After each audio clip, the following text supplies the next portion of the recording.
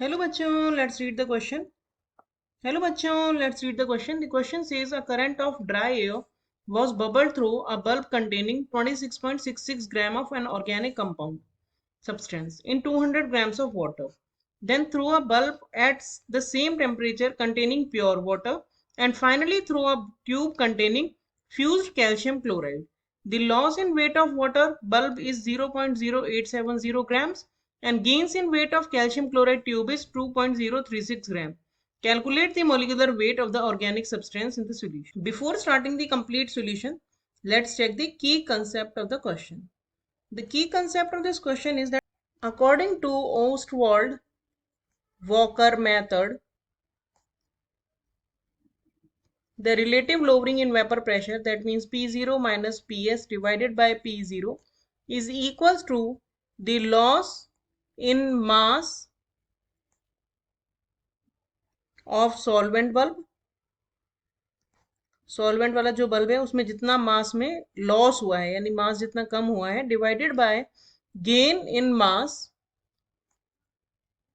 Of calcium chloride bulb. इससे हम P0 minus P S divided by P0 calculate कर सकते हैं और according to Raoult's law P0 minus P S divided by P0 is equals to the mole fraction of the solute. और जो दूसरी term है यानी कि P0 minus P S divided by P0 उसको हम कहते हैं relative lowering in vapour pressure. तो अब इन दोनों इक्वेशंस को रिलेट करके we can calculate the molecular weight. तो अब हम इसका कंप्लीट सॉल्यूशन देखें तो P0 minus P S divided by P0 Ostwald Walker method के हिसाब से हो जाएगा loss in mass of water bulb हमें दिया है 0.0870 और gain in mass of calcium chloride tube दिया है 2.036। तो अगर इसको हम कैलकुलेट करें तो ये आएगा हमारा 0.0427।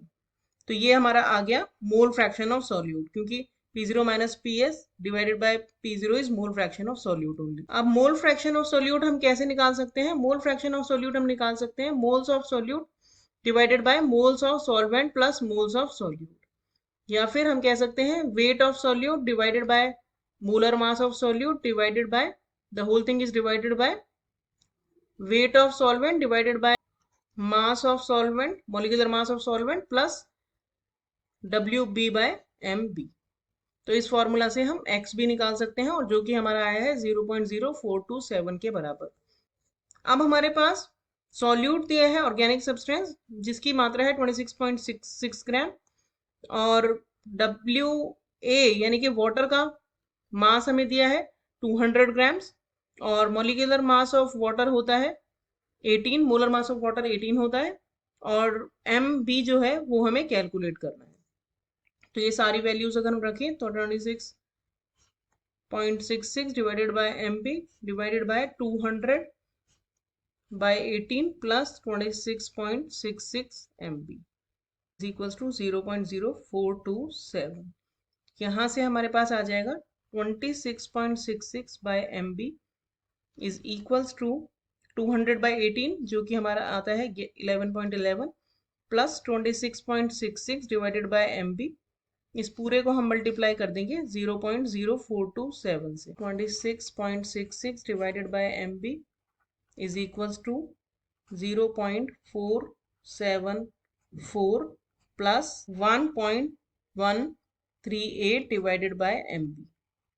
यहाँ से हम कह सकते हैं 26.66 divided by MB minus 1.138 divided by MB is equals to 0.474 और आगे हम सॉल्व करेंगे तो आएगा 25.522 divided by MB is equals to 0.474। तो यहाँ से MB हमारा आ जाएगा 25.522 डिवाइडेड बाय 0.47। अगर इसको हम कैलकुलेट करेंगे तो ये आएगा हमारा 53.84।